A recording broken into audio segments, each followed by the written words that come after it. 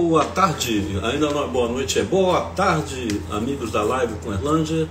Hoje a nossa convidada é Maitê Proença, uma talentosa e querida artista. Ela é mais do que atriz, ela é autora, ela é uma pessoa que se posiciona na vida, por isso paga por isso, mas sempre enfrentando o que tem que enfrentar. E eu sei que ao lado do glamour todo que tem da profissão, uma mulher sofisticada, é uma batalhadora. Como eu digo, ela é maestra, mas também carrega piano. Ela é uma super profissional. Estamos naquele momento em que eu fico fazendo enrolação para ver se o convidado chega e depois para ver se a internet ajuda. A internet aqui, a internet lá. Já tem gente de Portugal. Morro de saudade de Lisboa. Eu morro de saudade de Lisboa.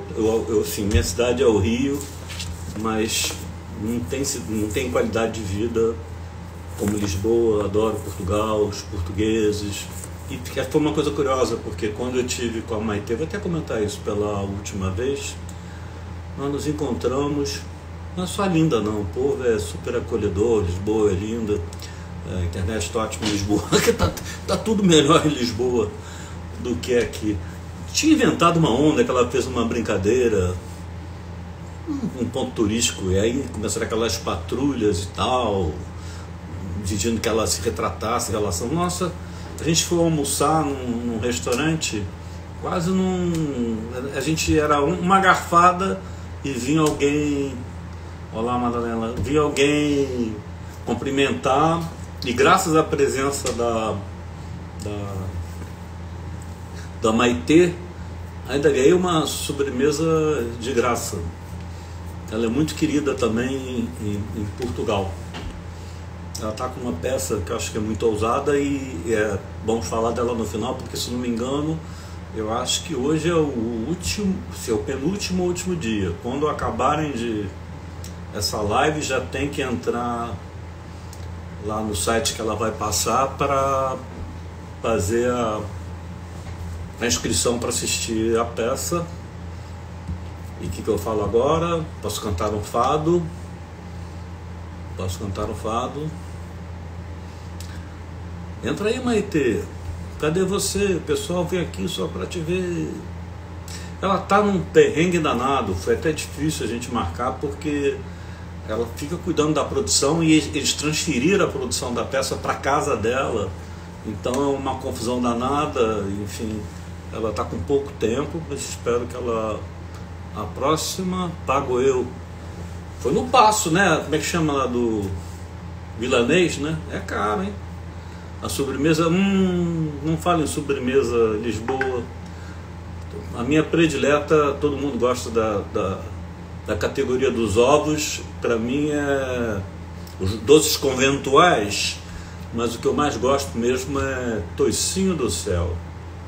Isso, olha só, a vantagem de ter muitos filhos é que eu já identifiquei. O WhatsApp dela, pânico, segurem as máquinas.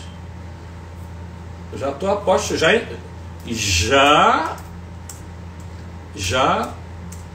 entrei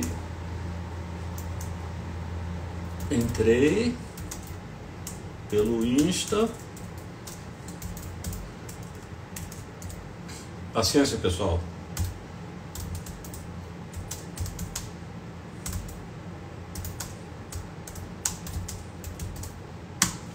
Eu, como vocês sabem, né, eu gostaria muito que as pessoas se inscrevessem no meu canal no YouTube.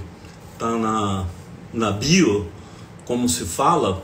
Até as entrevistas seriam de melhor qualidade, mas acontece que pelo toicinho do céu, pelo YouTube, eu não tenho como avisar as pessoas que eu estou entrando ao vivo. Então a minha recomendação da F3, que é a agência de marketing digital que me assessora, que coincidentemente é de duas das minhas filhas e de uma sobrinha, recomendo a todos que querem entrar nesse mundo que vão lá na F3. O pessoal, as meninas são danadas.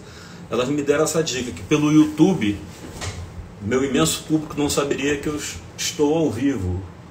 E pelo Instagram, pelo vídeo, só quem não sabe que eu estou ao vivo é a Maitê. Mas como eu sou verificado, eu aprendi a ficar calmo. Maitê, Maitê, se você pedir para... Opa! Conseguir. Acho que sim. Nossa. Nada. Maitê já aderiu. Aderiu uma expressão portuguesa. Maitê. Sabe o que que é, Erlanger? Aparece Diga. um círculo preto. Quando você está, quando você entra no Story para fazer uma live, aparece em volta do círculozinho vermelho que tem ali em cima, aparece um círculo preto. Aí eu fui lá, fiquei esperando o círculo preto aparecer, que significa que você está ao vivo. Mas ele não está aparecendo mais. Eu não sei, eu fiz uma live anteontem também que deu essa mesma questão. Aí, de repente, apareceu, sabe? Mas Eu agora estava você arrumando. sumiu, por exemplo. Agora você Não, sumiu. agora é porque eu estava arrumando. Mas Eu estou olha, aqui embaixo, ó. isso acontece só comigo ou todas as lives que você faz? Porque a minha dúvida é se é um problema técnico, ou você tem que falar com o seu oculista ou com o seu psicanalista. Não, não, não, não. É um problema do Instagram, Ah, tá. porque ele, de uns tempos para cá, ele está fazendo isso. Você tem que adivinhar que a pessoa entrou, entendeu? É. Aí, Eu estava bom, explicando. Eu poderia fazer por YouTube, eu tenho um canal, mas aí as pessoas não sabem que eu estou entrando ao vivo. Aí eu prefiro fazer pelo Instagram. Vamos lá? isso. Olha só, estava comentando que, olha a coisa maluca. A última vez que a gente esteve junto foi em Lisboa. Eu já voltei há um ano, voltei em novembro do outro ano, então um ano e alguns meses. E estava comentando que tinha se criado uma onda, que Portugal tinha ficado milindrado com o comentário que você fez. A gente quase que não conseguiu almoçar, porque de minuto em minuto vinha alguém para te cumprimentar. Você é muito querida em Portugal e ainda ganhamos sobremesa. Eu não. Você ainda teve sobremesa Ganhamos a oferecida. sobremesa oferecida pelo dono do restaurante. Sobremesa É, maravilhosa, o jantar que você me é, ofereceu foi delicioso. é. E não, é verdade, aconteceu. Peraí, eu vou acender uma luz aqui, porque eu tô achando que eu tô no escuro. Peraí, Tá fica bom. aí, não vai embora. Erlanger, Não, eu eu tô não vou. aqui. É um segundo. Pronto, não adiantou nada, porque não tinha mais luz mesmo. Bom, Você sabe que pronto. algumas atrizes com a entrevista, elas marcam data assim, em dia que eu vou fazer o cabelo. Porque com esse negócio Ah, da pandemia, entendi. escolhe o dia que vai fazer o cabelo, aí fazem tudo, foto, live. É, Você mas não eu tem não essa, faço você cabelo, tem eu essa não faço vaidade, cabelo. não, né? Não, não é vaidade, não. Eu não faço cabelo. Nunca fiz cabelo, nem para personagem, assim. Só quando é uma coisa muito impossível, que eu não saiba mesmo me virar, porque, assim, na televisão sempre tem aquele cabeleireiro que todo mundo prefere. Eu também, né? Então fica aquela fila para você, para aquele sujeito ficar livre e aí e as atrizes rosnando umas para as outras para conseguirem sentar na cadeira daquele que é o bom, né? Que são não são todos que são excelentes, né? Então, eu resolvi esse problema eu mesma fazendo tudo. Eu faço a maquiagem, eu faço o cabelo, eu faço aquilo, tudo. Aí não entro em competição com ninguém, entro no estúdio calma e dá certo. Mas tem coisas, evidentemente, que eu não sei fazer. Mas fui aprendendo, né? Ao longo, tem 40 anos, nesses 40 anos eu aprendi a fazer uma coisinha ou outra e tal. Então não preciso de ninguém, não, eu me viro. Vai ter, em todas as minhas lives, assim, não é por curiosidade, privacidade e tal, eu começo perguntando sobre infância, família, formação. Eu sei que você tem uma história que eu diria que é traumática. Você quer pular esse capítulo Não, ou fala sobre ele? não, a gente pode pular os traumas, porque acho que eu não tenho vontade nenhuma de falar. Os únicos lugares onde eu me sinto à vontade para falar a respeito dessas coisas, e na verdade essa peça que eu estou fazendo, ela aborda certos assuntos desses daí, mas eu explico que eu durante 25 anos da minha vida pública eu fui absolutamente discreta sobre a minha Uhum. história familiar. Porque primeiro que a história não é só minha. Claro. Segundo que ela tem coisas que a gente não resolveu dentro da gente e que Uhum. você não quer resolver com a imprensa marrom te fazendo perguntas, Claro, né? claro. Então, essas coisas só. E quando a gente abre o assunto, a imprensa marrom, toda ela, se sente no direito de vir futucar, de vir perguntar a respeito disso. Isso é um motivo para se fazer um tipo de jornalismo sensacionalista. Uhum, Então, uhum. e também acho que uma carreira não se faz com a piedade de ninguém. Então, eu não queria, eu não achava necessário falar disso, até um dia em que meus segredos foram expostos numa tarde de domingo, num programa de TV, a minha revelia. Eu não sabia que eu estava indo lá para isso. Eu achei que eu estava indo lá para divulgar meu primeiro livro. E aí cheguei lá e era outra coisa, sabe? Então, a partir daquele momento, eu fui obrigada a lidar com aquilo, não apenas dentro de mim, mas também à vista de toda a gente. Uhum. E, e aí, porque era necessário, né? Eu ia ter que falar com a minha filha, eu ia ter que. Uma série de coisas iam ter que acontecer agora, porque a menina vai para a escola, porque, enfim, por isso tudo, porque qualquer um podia ir lá meter a mão agora, né? Uhum. Então, eu abordei esse assunto, mas eu só me sinto confortável de falar sobre ele através da literatura, que é um lugar onde a Uhum. gente tem uma introspecção, você pensa no que você quer escrever, você seleciona a forma. Uhum. E Uhum. eu, quando o fiz, eu fiz em forma de romance. Eu escrevi um romance que chamava Uma Vida Inventada, que Uhum. era. Uhum. Eu coloquei um monte de elementos autobiográficos pela história de duas mulheres. Eu botei duas mulheres ali e era uma brincadeira de ficção com uma série de elementos biográficos ali no meio para ver se eu contava essa história da maneira que eu conseguia. Uhum. Depois eu escrevi, depois eu falei, tratei desse assunto em vários outros assuntos, menos diretamente, numa peça e tal, que se chamava As Meninas.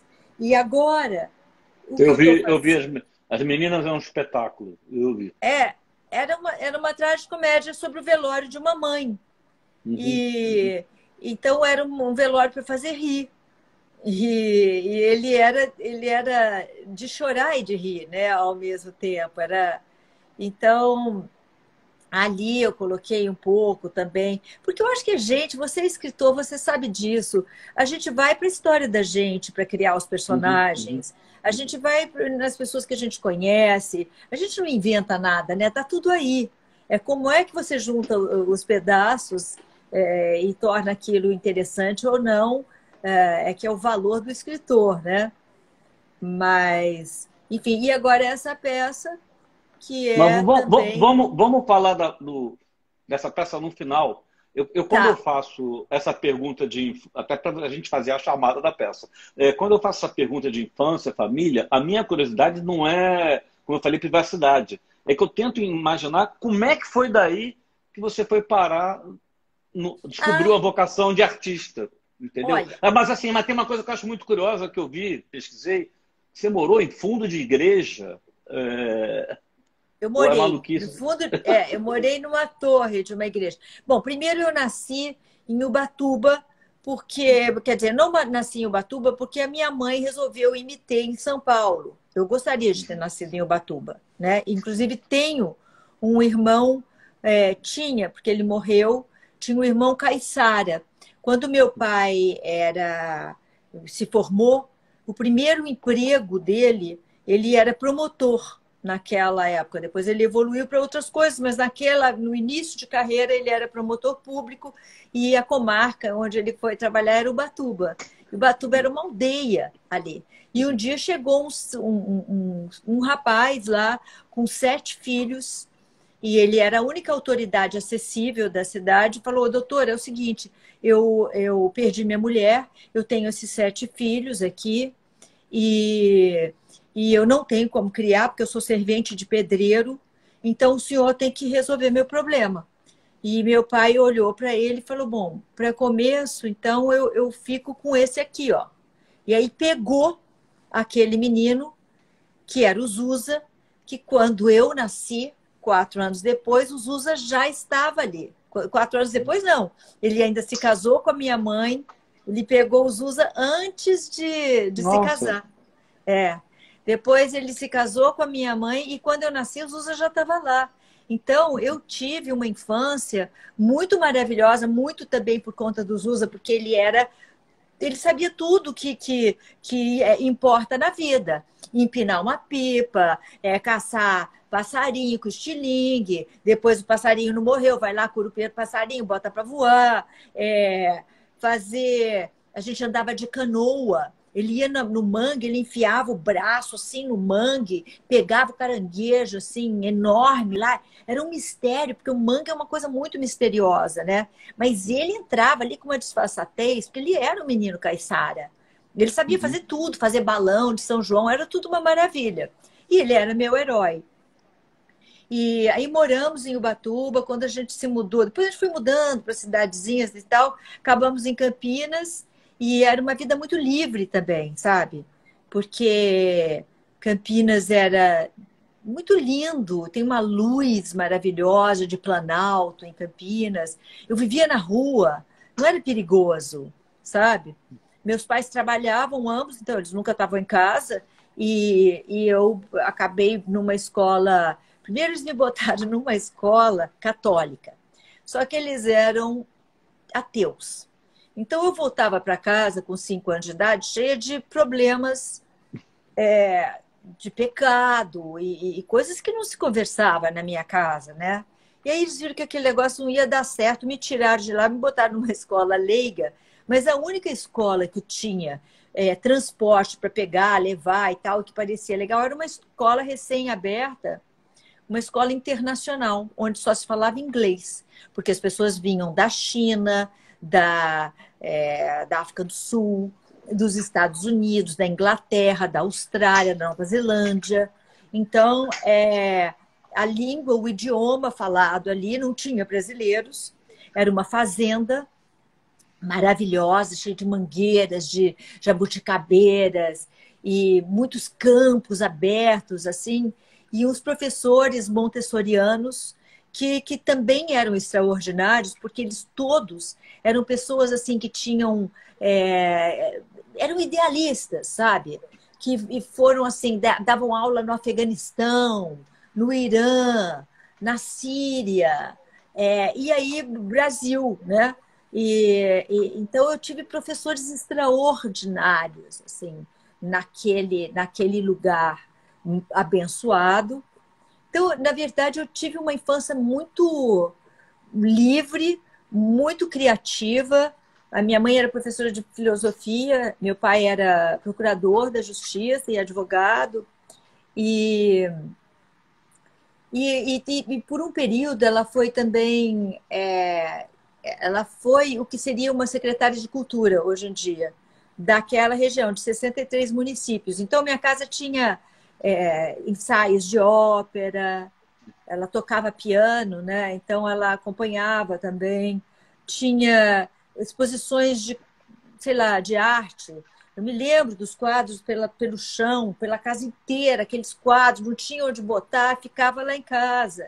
E então convivi muito com a arte, talvez nesse período, né?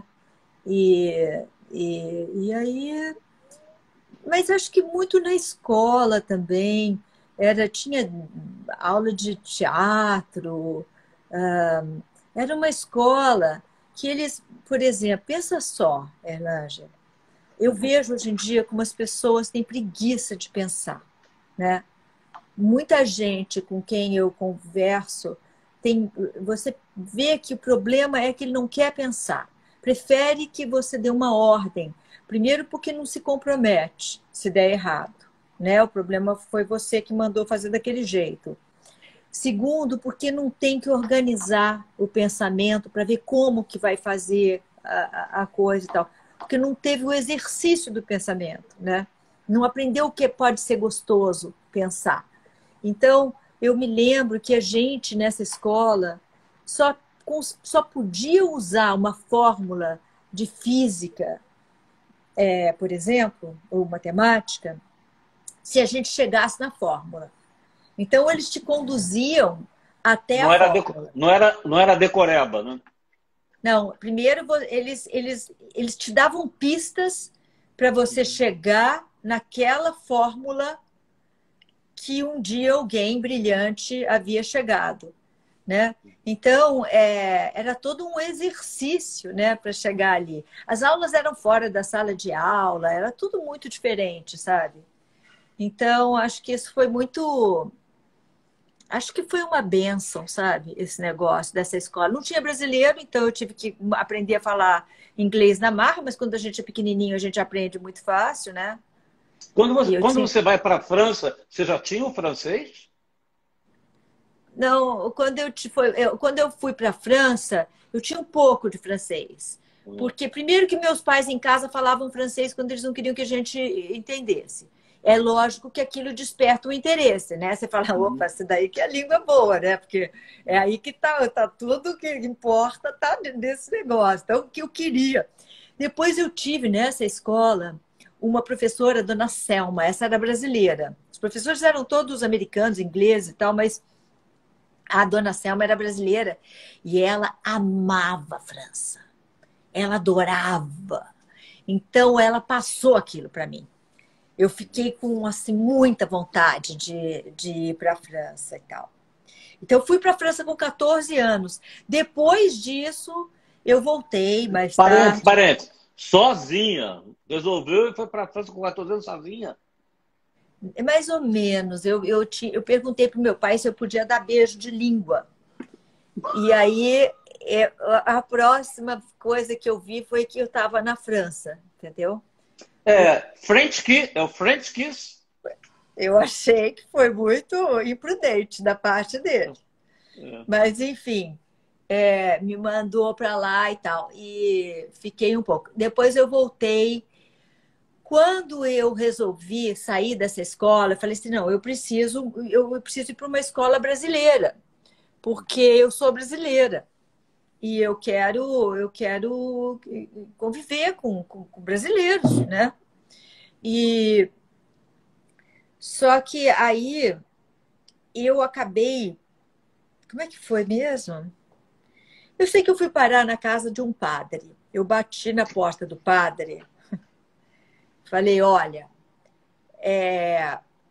você é padre, eu sou órfã, combina. Você vai ter que me receber. Desculpe, mas é trágico, mas é engraçado. Né? Então, pensa aí, o que você acha? Ele falou, olha, eu tenho aqui, eu moro na torre da igreja, né? A torre a igreja era uma coisa redonda, meio moderna, assim, no bairro em que eu tinha morado com os meus pais e tal, que já não existia mais família a essa altura do campeonato, porque minha família já tinha sido desfeita. Então, eu bati na porta do padre, porque no dia que a minha mãe morreu, esse padre, que eu nunca tinha visto, porque, como eu te disse, eu fui criada com ateus, né? Mas esse padre apareceu na casa onde me levaram, para onde me levaram, e ele foi a única pessoa que conseguiu me fazer rir. No meio daquela tragédia, eu me lembro que as pessoas passavam pelo quarto e ficavam olhando para ver como é que reage uma menina cujo pai fez o que fez, cuja mãe morreu dessa maneira. Como é que é? Tinha um negócio assim. Eu tinha 12 para 13 anos, mas eu via. É como se eu fosse um animal no zoológico, sabe? Uhum. E aí eu falei, a gente pode fechar a porta? Ele falou assim, claro, minha filha, vamos fechar essa porta, mas é agora. E aí ele começou a falar de outros assuntos, sabe? Ele me fez um bem, ele me deu ar para respirar, né? E foi uma bênção ter aquele homem. E eu não ia à igreja, mas de vez em quando eu ia lá, assim, porque eu achava bonitas velas, eu achava aquele negócio bonito de olhar, né? Aí um dia eu fui, bati na porta dele e falei isso. Falei, olha, Padre Chico, tem essa situação, o que que nós fazemos com isso? Ele falou assim, eu moro no primeiro andar. Tem uma pessoa morando no segundo andar e você pode morar no terceiro. O que que você acha? No terceiro andar da torre, da igreja. Eu falei, eu acho ótimo. E aí fui morar na torre da igreja com o Padre Chico. E que por acaso tinha se transformado no melhor amigo do meu pai, porque ele era um padre extraordinário que recebia todo tipo de pessoas na casa dele. Ele tinha uma mente mais ou menos, né? Mais ou menos aberta, porque ele me pegou fazendo certas coisas que ele me puxou a orelha até a igreja. Literalmente? Literalmente. Não. E me passou assim, um pito que eu tinha certeza que o Brasil inteiro estava ouvindo, sabe? Porque reverberava dentro da igreja aquela voz dele. Eu merecia. Mas ele era bem bravo quando a gente... Eu também era muito levada, né? Então... Ninguém tem dúvida disso. E eu fazia coisas que não era para fazer mesmo, ainda mais na casa de um padre. Mas ele gostava de mim, ele foi muito bom. E no final da vida dele, sabe, Erlanger, ele um dia chegou para mim chorando e disse que ele sabia que ele estava morrendo e que ele ia para o inferno, porque ele jamais tinha... que ele não era vocacionado, que não era para ele ter sido padre, que ele cometeu muitos pecados e que ele era um homem mau. E eu me lembro de eu falar, Padre Chico, só o que você fez por mim. Pô, ele não conhecia, mas ele era pelo que ele fez com você, ele era um pastor, na ele era acepção um da palavra. pastor, ele era um homem bom, ele era um homem, ele não era convencional, ele ia pela bondade do coração dele, sabe? Então, assim, para mim ele foi um santo que falava palavrão, que brincava, recebia tudo que eu era prostituta, era viado, era isso, todo mundo podia entrar naquela casa, sabe? E as mulheres carolas também podiam, e o bispo, e o arcebispo. Então era um lugar, ele congregava de fato, sabe, as pessoas, e me recebeu para ficar o tempo que eu quisesse ali, né? Foi um... Maitê, nas minhas lives eu tenho o péssimo hábito de interromper, mas só para que eu fico preocupado em entender. Você sabe que uma das últimas entrevistas que eu fiz com Dom Eugênio Salles, cardeal conservador do Rio de Janeiro, ele falou que o grande medo que ele tinha era de ir para o inferno. Eu acho que as pessoas que... não, acho que deve ser isso, que a pessoa que tem uma religiosidade tamanha que carrega também uma culpa descomunal. São pessoas que só fazem o bem e acham que vão para o inferno. É curioso isso. Aí eu tive que consolá-lo. Graças a Deus eu pude consolá-lo, sabe? Aí você virou pastora dele. E eu não sei se ele acreditou, mas eu acho que ele se sentiu confortado e tal. Eu dei 1000 motivos para ele ir para o céu, né? Independente de ter céu ou não ter céu, ele está no melhor lugar, né? Ele está no lugar melhor do que qualquer pessoa que eu conhecia. Então, enfim, essa é a história da igreja. E como é que dá... De repente, você foi pela Tupi, né? Na verdade, eu morava na Europa e tal, e eu estava na Índia, e um homem... Você sabe que na Ásia as pessoas não tocam em você.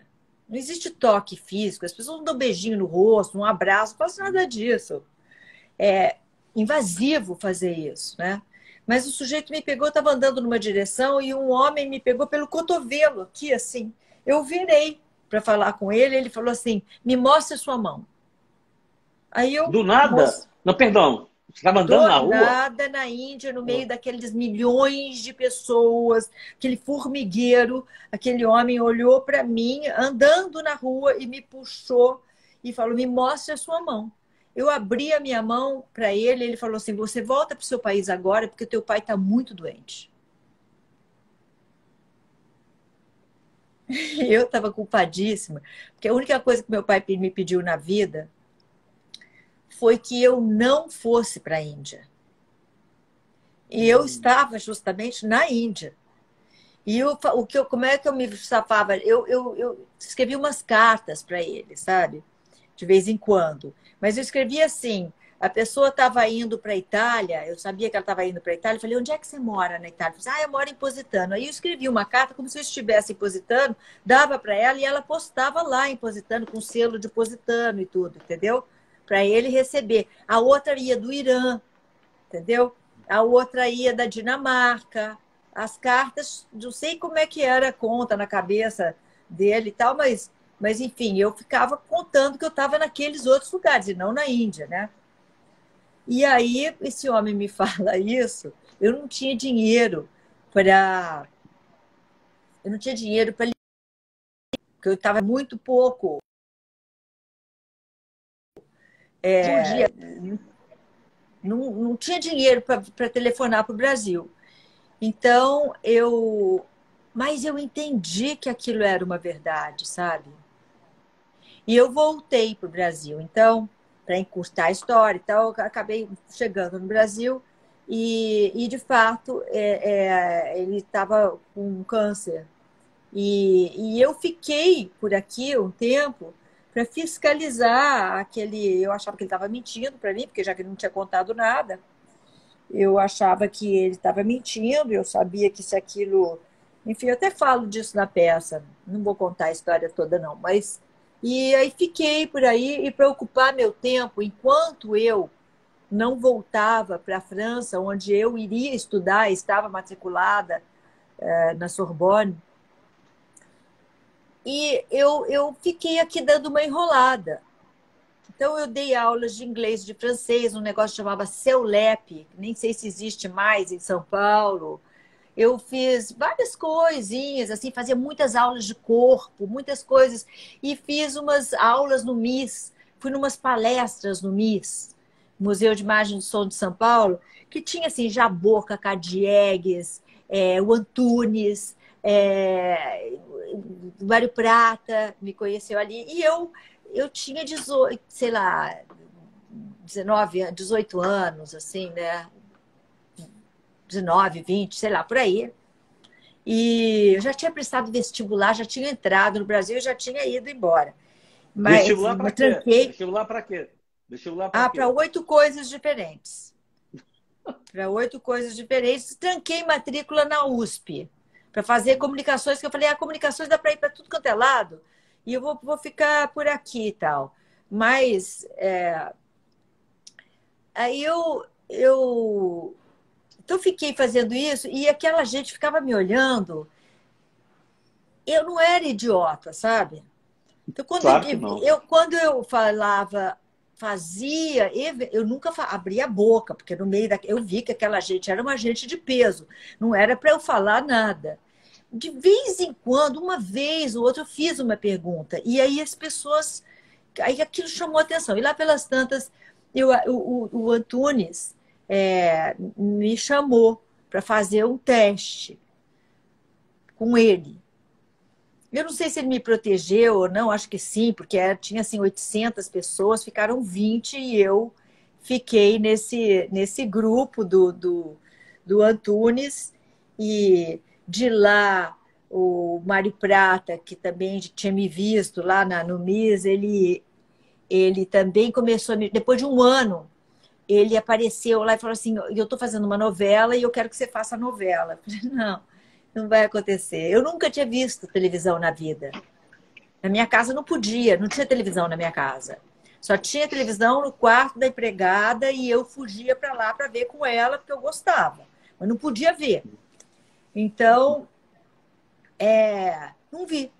E aí eu achava assim, sei lá, filha dessa gente meio intelectual, achava que televisão era uma coisa menor. Que eu falei, não vou mudar minha vida para fazer esse negócio. E aí o Pratinha falou assim, não, mas não é isso que você está pensando. A televisão não é isso. E além do que, nós vamos fazer televisão underground. Aí eu falei, televisão underground? É? Ele falou assim, é underground. É diferente, o negócio é assim, tal, cabeça e tal. Era nada disso. Ele falou assim, e outra coisa, eu vou fazer o personagem, eu que vou escrever, eu vou escrever o personagem para você, e se você não gostar, você sai. Só que aí o personagem deu muito certo, porque ele escreveu para mim mesmo. Era uma menina. Tupi. Na Tupi, é. Não. E aí o personagem... Quem está chegando, que não acompanhou, assim, a Tupi ninguém sabe o que é, mas na Tupi, que a gente tem que registrar, foi a primeira emissora que levou o teatro para a televisão, o Grande Teatro Tupi, pessoas como Fernanda Montenegro, Guarnieri, assim, nesta fase... Sérgio Brito, toda essa Sérgio gente... Brito, é interminável a relação que tem. Assim, não tem nada... Eu adoro novela, não tem nada contra novela, mas assim, a entrada da dramaturgia na televisão brasileira, a boa dramaturgia, foi pela Tupi, né? Começou ali. E começou também, quando eles começaram a fazer... Tudo isso era ao vivo, né? Era ao vivo, não era gravado, não tinha videotape, né? Então, tem milhões de histórias de quando era ao vivo e que as pessoas erravam o texto. Ou, sei lá, tem uma história que a Teresa Raquel entrou na hora de sair pela porta, fez uma saída dramática, só que saiu pela lareira. Em vez de ela sair pela porta, saiu pela lareira. As outras do Luiz Gustavo, né? Diz que o Tatá, Luiz Gustavo, que ele não sabia o texto, nunca sabia o texto. Então as pessoas ajudavam. Falava assim, o outro personagem, né? Falava assim, mas você não ia dizer que... Você não estava dizendo que... Aí falava o texto dele, para ver se seguia o negócio. Ah, sim, claro, e tal. Tarará. E aí, às vezes, quando ele não sabia mesmo, que ele simplesmente ia embora. E o que eu tenho a dizer é o seguinte, e tenho dito e se mandava. Entendeu? E ele... Acho que foi aí que surgiu. Eu uma vez fui fazer, muitos anos depois, uma gravação com o Dr. Roberto. Aí ele falou, vai ter dálias? Aí que eu fui descobrir o que era dálias. É que nessa época botavam os textos espalhados pelo cenário. Eu acho que é o Fregolente que tinha uma frase que era para estar no vaso de dálias. Aí ele chega lá e começa a gritar, as dálias, as dálias. Aí foi um aplauso, foi um festival. Espalhava texto. Eles botavam o texto de forma que quando ele ficasse, a plateia não via, porque ficava colado do lado de cá, né? E aí a gente podia ler o negócio, né? E a plateia não percebia que você estava lendo, assim. E nesse dia, o Contra-Regra esqueceu do vaso de dálias, que era onde ele tinha... Ou tirou, levou para trocar as dálias, não trouxe de volta. Então, ele não sabia o que dizer, porque estava lá escrito e se não tivesse, não ia rolar. Mas aí... E aí, por conta disso, fiz a televisão, a TV Globo começou a chamar e blá, e uma coisa levou a outra, estou aqui até hoje. Não, mas, sim, você foi direto para... Não, teve a Manchete antes, né?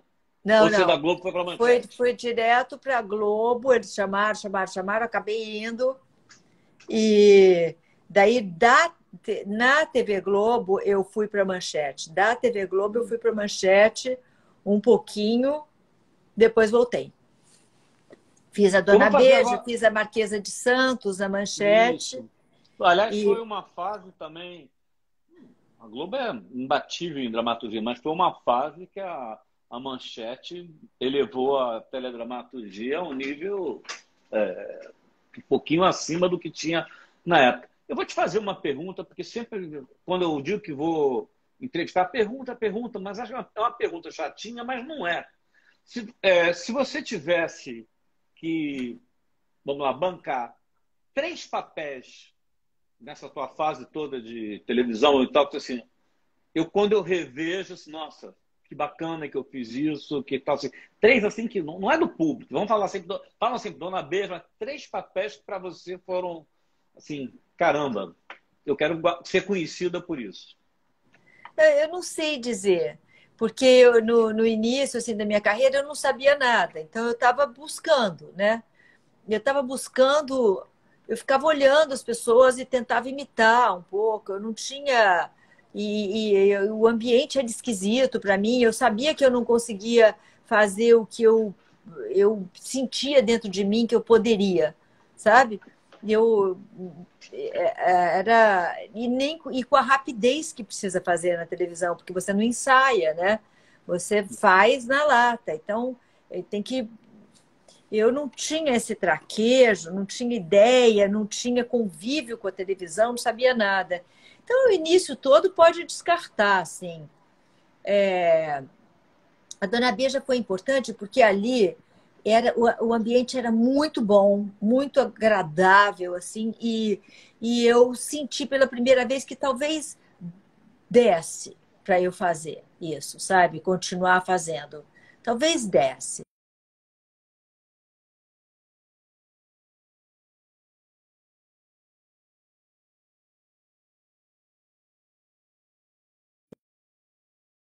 Né? E Mas agora, por exemplo, no meu Instagram, eu resolvi editar trechos. Por exemplo, A Vida Como Ela É, que o Daniel Filho fez em cinema, na verdade. Né? Quando ele voltou para a TV Globo, ele também saiu um período, teve um problema Uhum. lá, saiu. Quando ele voltou com essa ideia. Era a menina dos olhos dele fazer A Vida Como Ela É, do Nelson Rodrigues. Pegou o Euclides Marinho para escrever aquilo, pequenas historietas assim de 9 minutos. Eu acho que elas tinham 9 minutos para Mas exibir no eu vou Fantástico. interromper. Eu estava na comunicação nessa época, não estava mais no jornalismo, e a gente estava discutindo o que fazer. Era uma data redonda do Nelson Rodrigues, não sei quantos anos e tal. E aí, quando eu soube desse projeto, eu sugeri, ele foi para o Fantástico. Ele não Isso, ficou. Eu acho, olha aqui, é um dos marcos da televisão brasileira. Um dos projetos mais lindos que já foi feito na televisão brasileira. lindos. E aí ele fez aquilo em cinema, era muito maravilhoso, porque ele escolheu um elencaço e ele falou: "Ó, a gente não pode errar, porque cinema é caro, não é videotape que você grava por cima. Era aquele filme, se não desse certo a cena, a gente tinha que jogar fora. Então, e ele tinha uma limitação no budget dele, do quanto que ele podia gastar.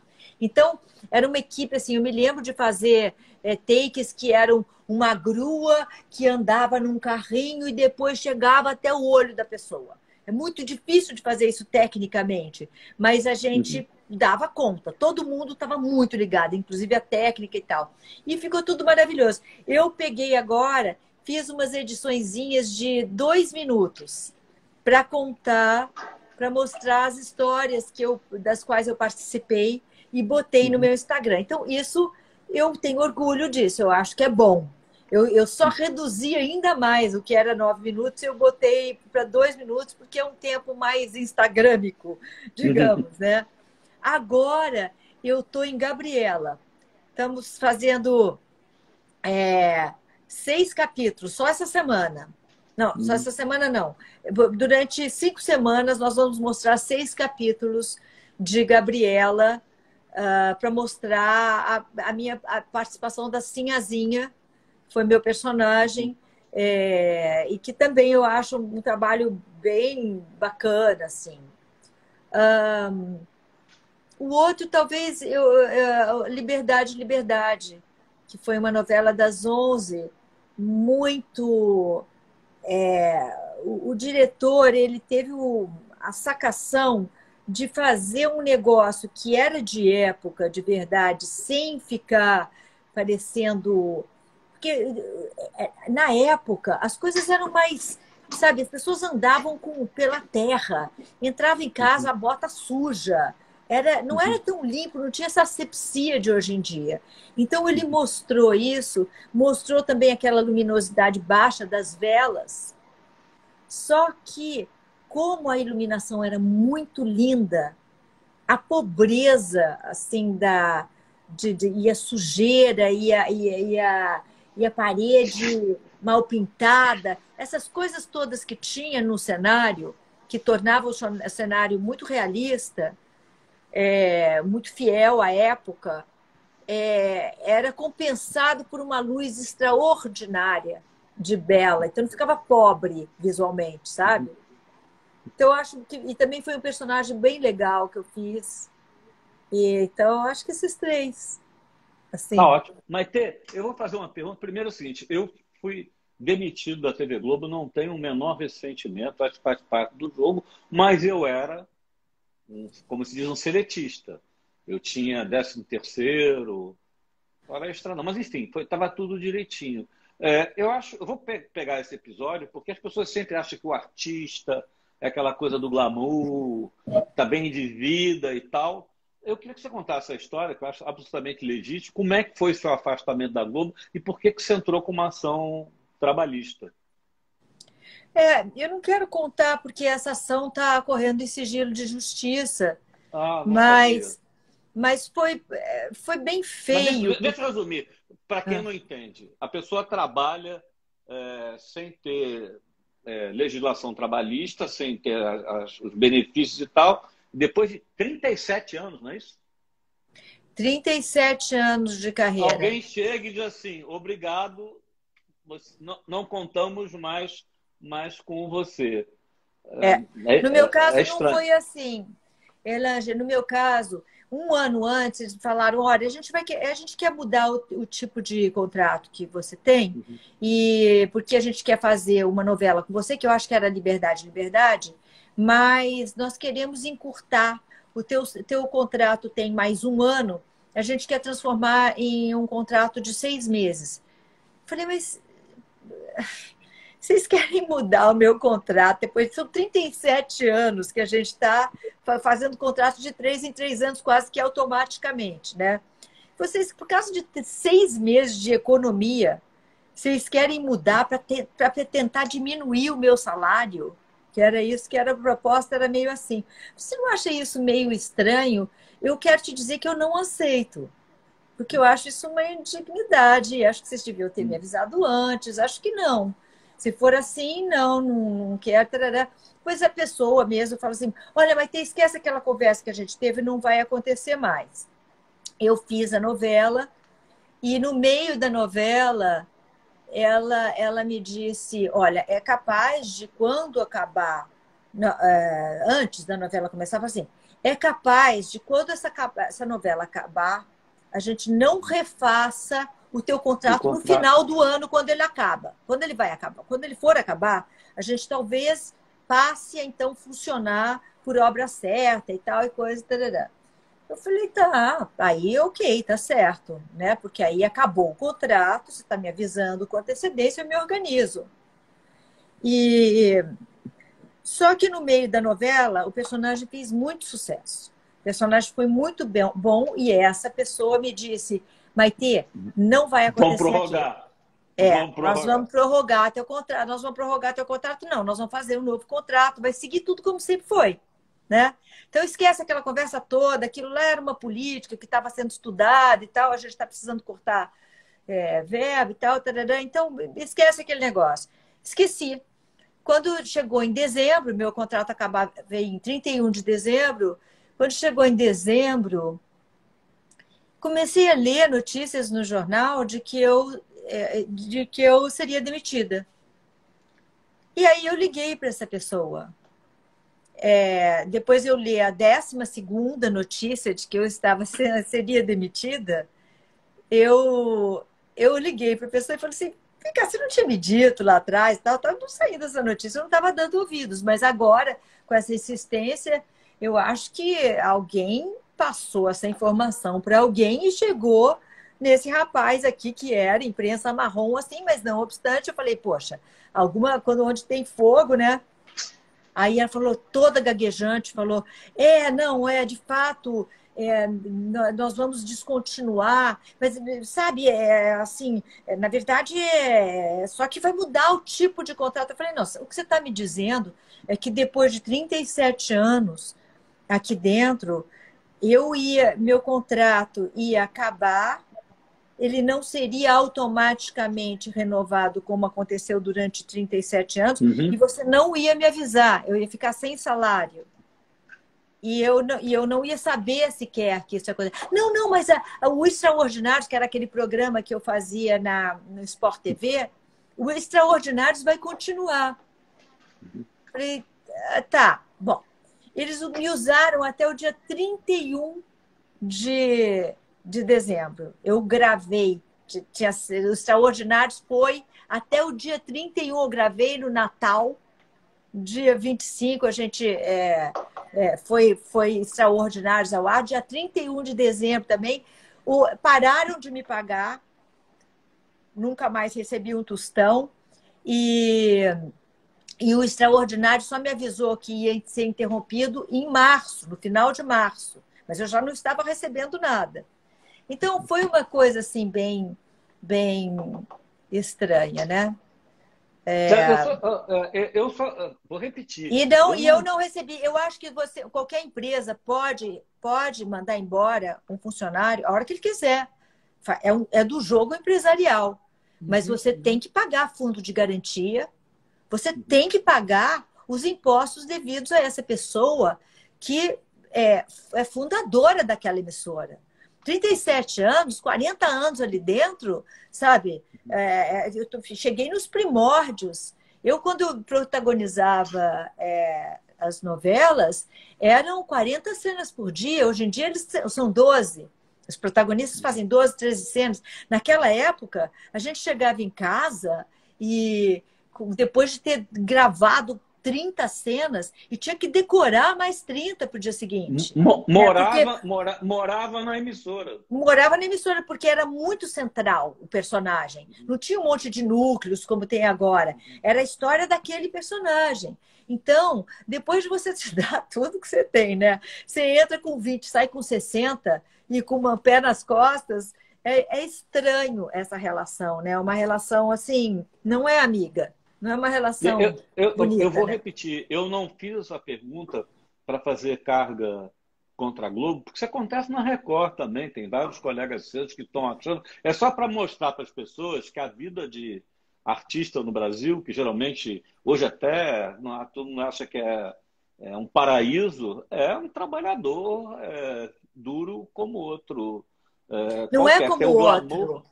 Não é como o outro, porque a gente não para de trabalhar. Quando você sai na rua, você tem um desempenho para fazer, porque as pessoas É esperam de verdade. você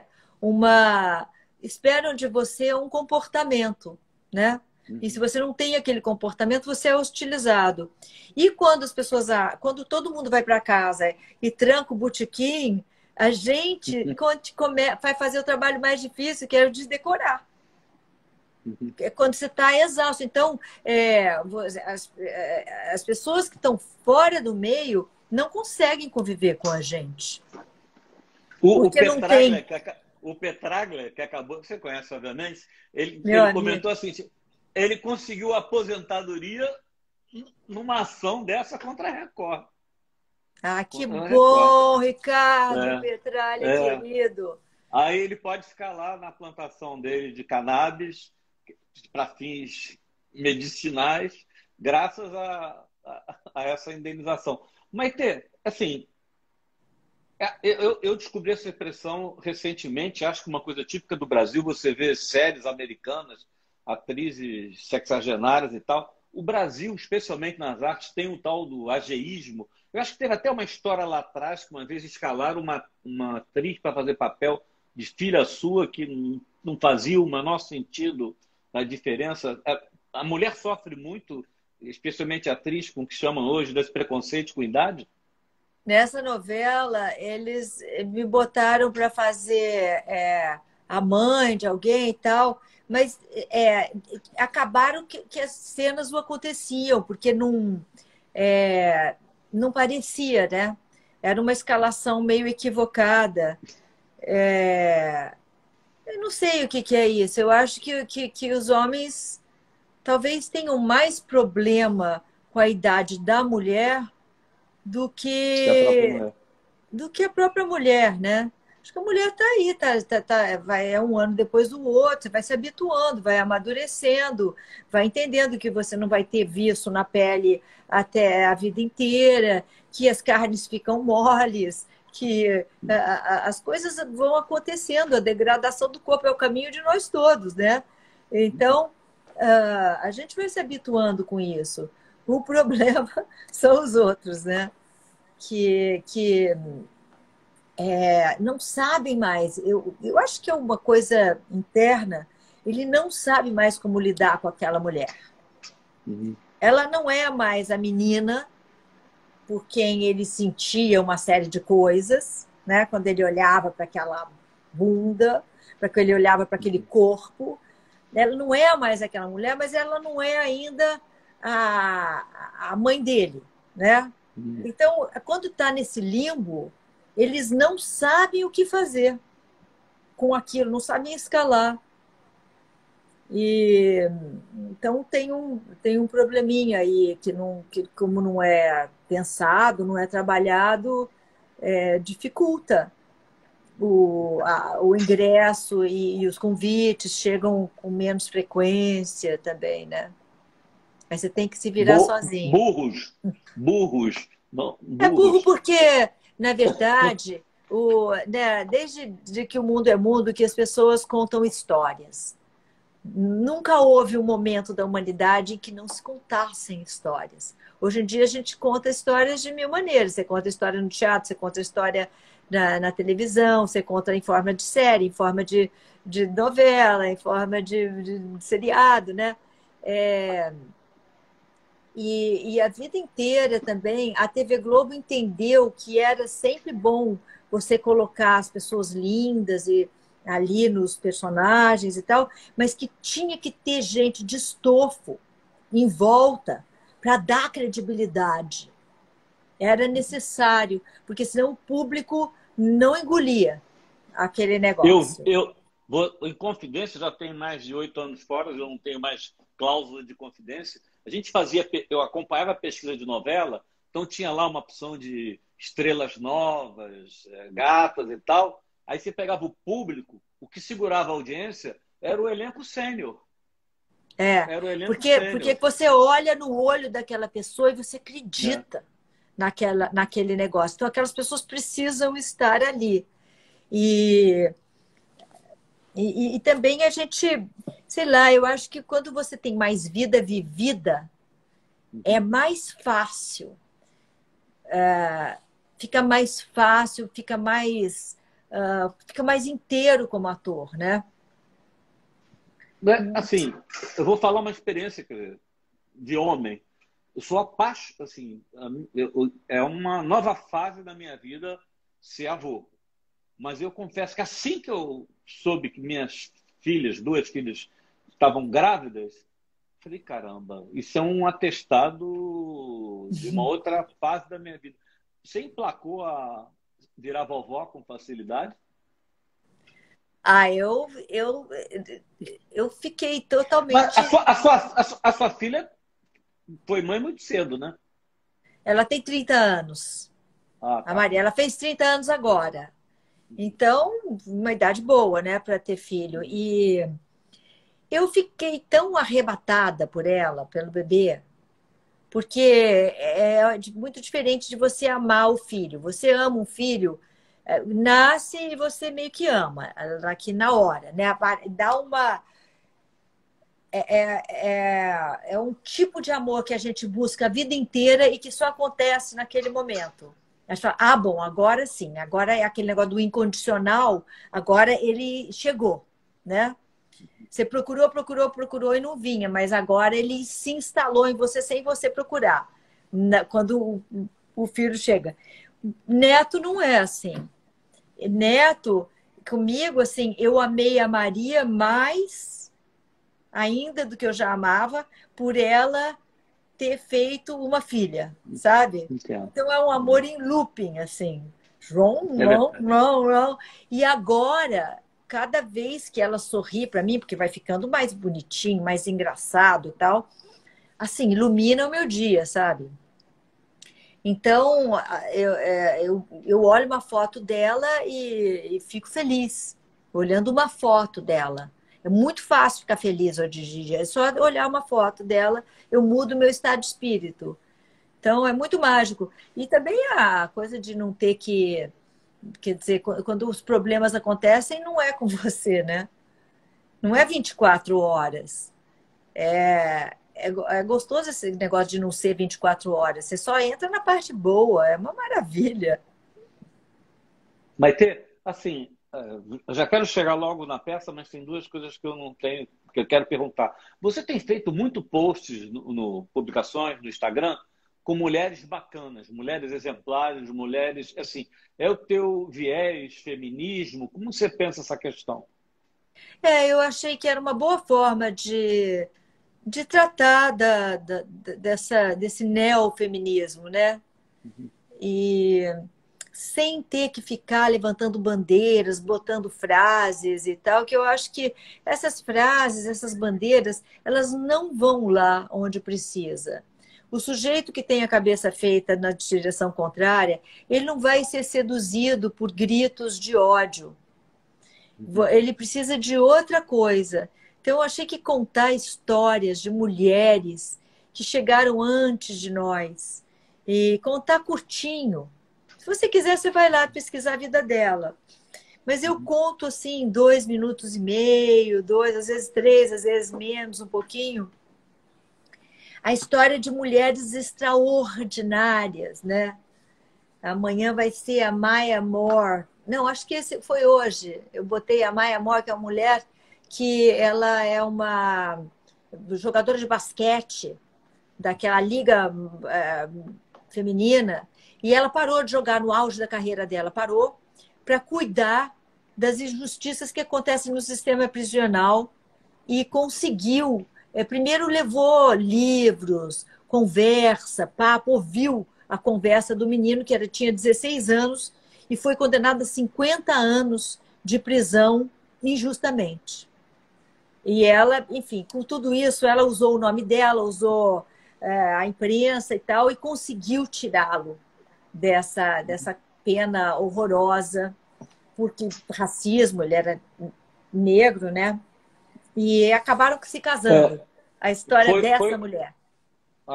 foi hoje. É, Eu entrei, eu já te seguia, mas é impossível você ver de todos os posts de todo mundo. Mas quando eu vi o primeiro, imagina, você tem centenas de milhares de seguidores, mas quem não, vale a pena, porque eu vi o primeiro e fiquei interessado, porque além das histórias serem incríveis, tem a sua narrativa, que é espetacular, e tem um trabalho jornalístico, que você descobriu personagens ali que eu nunca tinha ouvido é. falar. É muito, muito bacana Não estou essa falando história. de. Às vezes eu falo uma pessoa que é Maria Quitéria, uma mulher que teve que se vestir de homem para lutar e tal.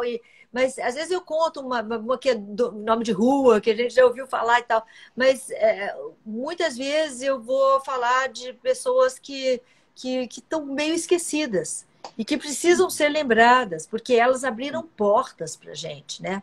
Se a gente hoje está aqui falando do jeito que está e exigindo uma série de coisas, é porque elas chegaram antes. E houve muito mais preconceito em relação a elas do que hoje ainda, uma série de coisas ainda que precisam ser feitas, mas essas mulheres realmente foram bandeirantes, precursoras, pioneiras, né? Então eu gosto de falar delas. Já tem 300. Agora elas moram lá. Quando eu falo delas no Instagram, 3 vezes por semana, depois elas vão morar lá no canal do YouTube e ficam lá por grupo. Então tem assim as cantoras, as cientistas, as políticas, as ativistas, as esportistas. Então elas ficam por categoria.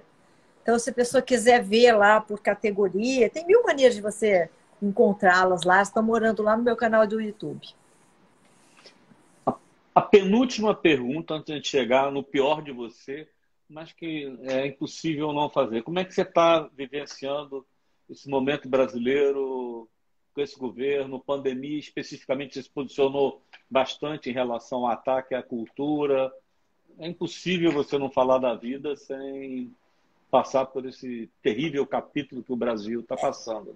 Eu acho que a gente não precisa falar, porque todos sabemos, né, que nós estamos no pior país do mundo. Nós estamos no melhor país do mundo, mas em relação à administração que se faz desse mal terrível que nos afrontou a todos no mundo, é a pior do mundo, né?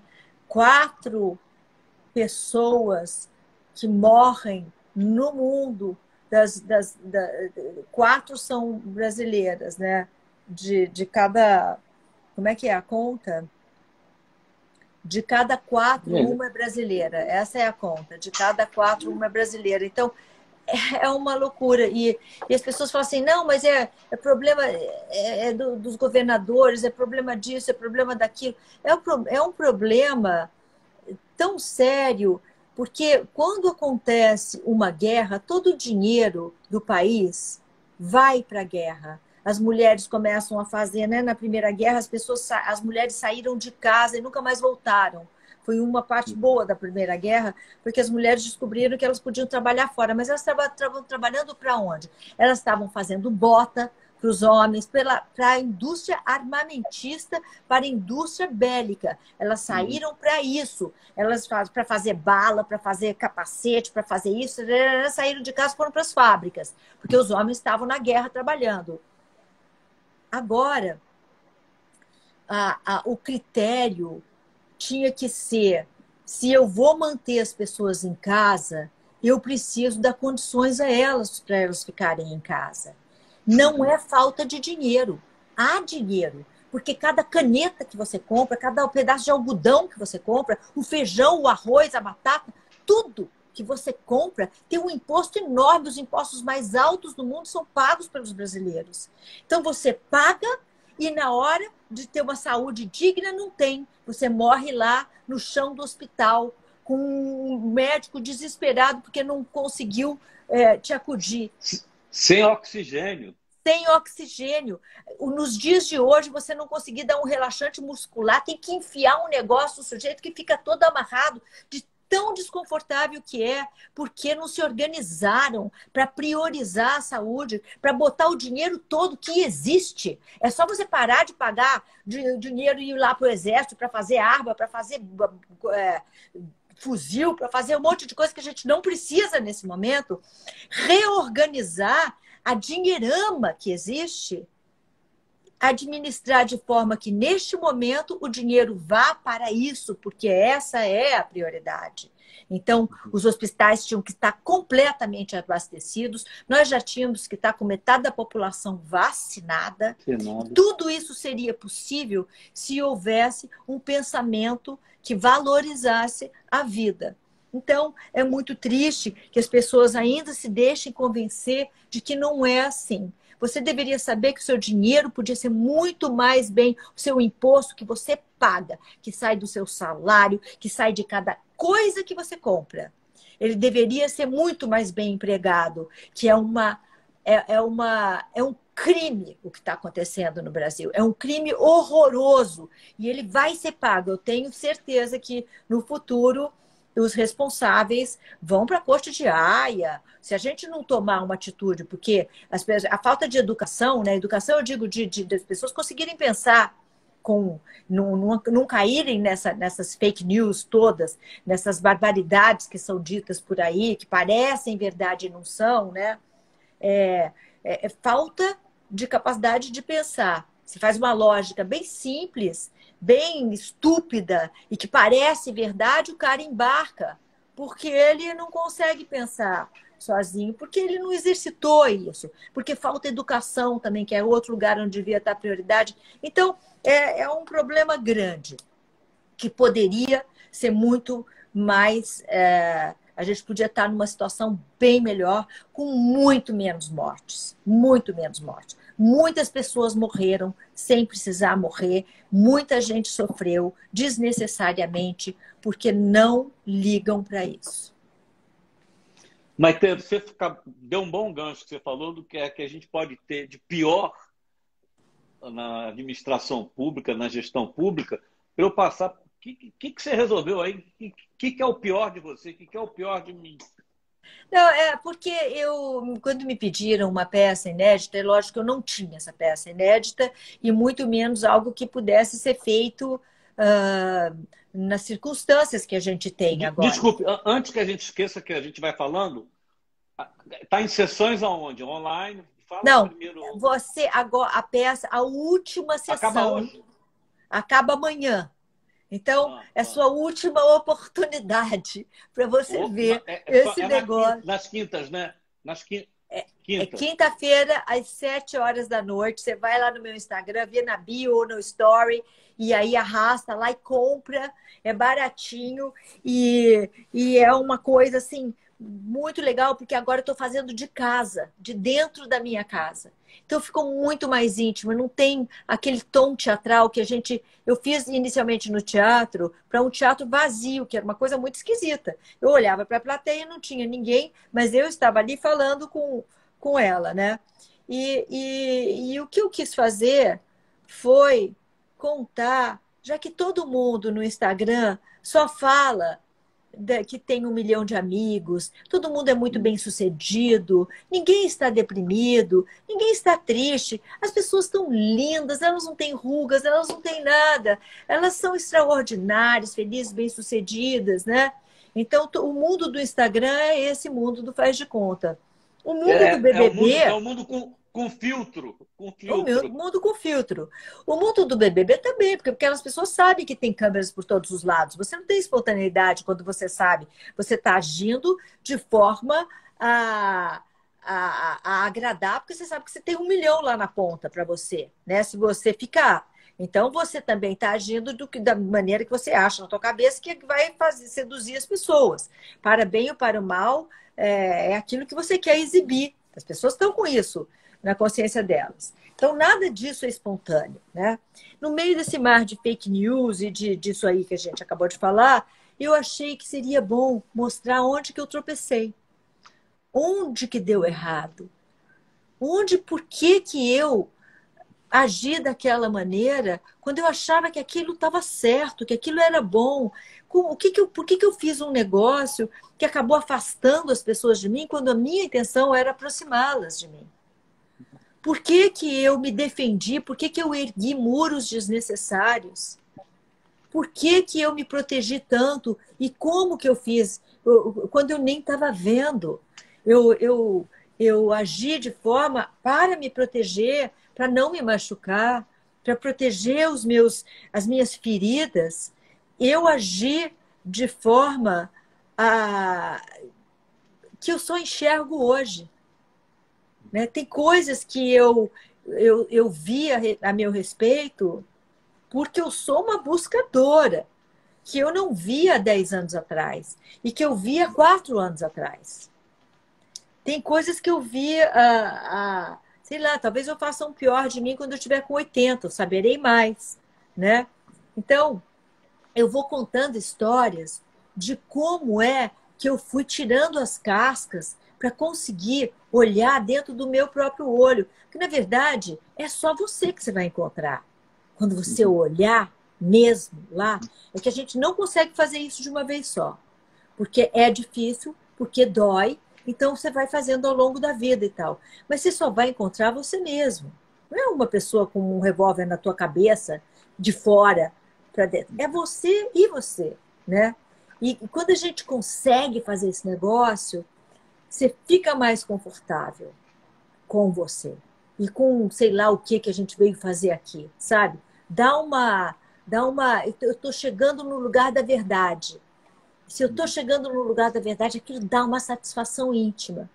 E eu fazer para você ver onde foi que eu caí, onde eu escorreguei na banana terrivelmente, onde eu errei, né? Eu mostrar isso para você com toda a minha honestidade faz você ter coragem de ir lá no teu lugar, porque eu acho que, eu já disse isso algumas vezes, mas que as nossas histórias são todas muito diferentes, mas a forma que a gente tem para se defender quando a vida mostra os dentes, ela é muito parecida. A gente faz mais ou menos a mesma coisa. Então, nesses mecanismos, eu e você somos muito parecidos. Então, a peça é isso. Ela tem esse negócio, sabe? E agora, eu não, esse tom você mais íntimo. você faz análise ou você fez esse exercício se abrindo mesmo? Não, eu não faço análise. Já fiz, né? Mas não Porque faço. é muito corajoso isso. As pessoas, eu ia falar lá atrás, quando você comentou, que quando eu escrevi, eu logo vi essa frase assim, que toda ficção é biográfica, em compensação, toda biografia é ficcional. A gente vai É, ver você mesmo. é. Eu acho que sim. O que eu tento fazer ali é um desnudamento, assim. E não é pesado, porque não tem autopiedade nenhuma e nem tem, não tem peso. Não sei, você não sai de lá arrastando corrente, você sai dali assim com gana de fazer. Acho que eu vou fazer a mesma coisa, sabe? Vou, eu também contei que o outro dia foi um amigo meu, eu Não, fiquei tão impressionada. estão perguntando de novo. Entra na bio da conta do É, Instagram e vai tem no lá o Eu Maitê endereço. Proença, Eu Maitê Proenca, não tem ser cedilha, e na bio tem um arrasta, aquele negócio que faz assim, né? E aí você chega no ingresso direto, você chega lá no O Pior de Mim, O Pior de Mim, e compra o ingresso que você quiser. Ele vai te dar um link, você vai entrar numa sala de Zoom e quando começa a peça, você tem que chegar cedo. Igual quando você vai ao cinema. Você chega um pouquinho antes, para você escolher teu lugar, onde você vai sentar. Depois você compra uma pipoca. Então, chega um pouquinho antes, porque a gente descreve como que é a melhor maneira de você assistir. Então, tem assim, um tutorialzinho de como você fazer para todo mundo conseguir. É um passo Qual é a o horário? passo, muito fácil. O 19 horário? horas, mas chega 5 para 7, vê lá, porque a gente fica passando o tutorial algumas vezes até começar, e aí começa, olha aí, as pessoas que já viram todas É. falando aqui Ah, que assistir ah, 2 vezes, incrível, emoção, reflexão, tá vendo? não, você sabe que A- uma pergunta. Você tem um fã-clube bacana. As coisas que eu mais. Quer dizer, pergunta para ela. As coisas que mais me perguntaram é se você vai transformar em livro. eu não sei se eu vou transformar em livro, porque primeiro que essas coisas que estão aí, eu nunca imaginei que eu ia usar. Eu estava escrevendo, mas era meio que para mim, entendeu? Não eram coisas que eu ia dizer publicamente. Eu nunca pensei em dizer essas coisas publicamente, ainda não estava muito resolvido dentro de mim. Eu só fiz porque eu achei oportuno diante do mundo que está desabando, entendeu? Eu falei, o mundo está desabando e as pessoas estão num mundo de faz de conta, tudo cheio de filtro, de não sei o quê. Eu acho ótimo usar filtro, eu também uso e tal. Hoje não tem filtro nenhum aqui, tá tudo de verdade. Mas, mas o filtro do espírito, né? Achei que era legal nesse momento, mostrar que nós, na nossa fragilidade, na nossa vulnerabilidade, nós somos muito semelhantes. E o que a gente está precisando, já que a gente não consegue abraçar fisicamente, é abraçar espiritualmente, pelo emocional, sabe? Ir lá e se abrir e dar o que você tem para dar. E eu tenho isso para dar porque eu passei a minha vida olhando, né? Eu precisei compreender muitas coisas. Eu sou uma buscadora, eu precisei sobreviver a muitos percalços, né? Que começou cedo e nunca mais parou. Então, é... e eu não sou uma pessoa triste. Assim, eu fiz um pacto de alegria, né? E como é que faz para ser alegre se a vida fica te atropelando? Como é que a gente faz, né? E muito recentemente eu fui descobrindo que quanto mais eu tirar as cascas, que essas armaduras que a gente bota para se proteger, mais simples vai ficando esse encontro. E é muito eu acho que é o único caminho. Porque senão, quando chegar ali na frente, que você tiver que olhar de frente para ela, essa que vai chegar para nós todos, se você não tiver feito isso, pode ser difícil, né? E pode ser que você olhe e você fale, mas será que eu vim aqui, eu joguei essa oportunidade fora, né? Não sei.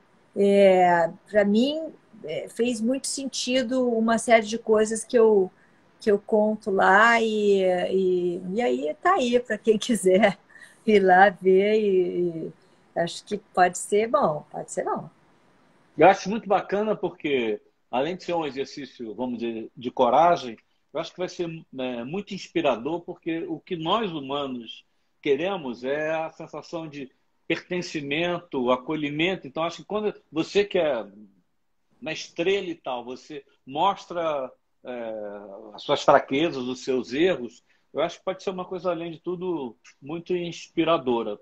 A minha encomenda, o texto de encerramento. Ah, era isso que você falou lá? Uma Eu não mensagem, eu falei, poderia entendi. ser livro. Não entendeu? Eu não entendi naquela. Eu vi aquilo lá, mas falei assim, pô, não sei, será que ele quer que eu escreva? Mas eu não vou fazer um texto de encerramento, porque eu acho que a gente já falou Não, é tanto, mas assim, eu vou é falar uma uma frase do despedida. Jung que eu Tá, li. tá, Eu vou falar tá uma ótimo. frase do Jung, né? Porque já que a gente está falando desse papo cabeça assim, será que eu lembro? Que é assim, quando você, o Jung, o psicanalista, né? Que quando você vira as costas para as sombras, elas não deixam de existir. Elas apenas te pegam pelas costas.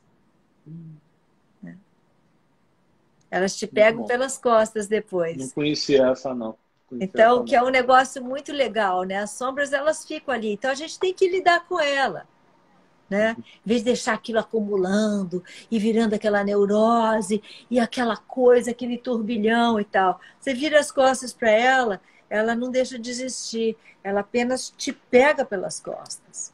Mais despreparado, né? Portanto. Muito bom. Então, Maite, te agradeço muito. Sei que você está numa correria danada e espero que em breve eu possa estar desfrutando da sua presença no almoço com a garantia que eu vou ter a sobremesa de graça. será que a gente vai fazer esse almoço de novo em Portugal? Ou vai ser aqui agora? Não, eu não pretendo, assim, mesmo que pode voltar a viajar. Eu fiquei um ano e se for para viajar, não vou voltar para Portugal.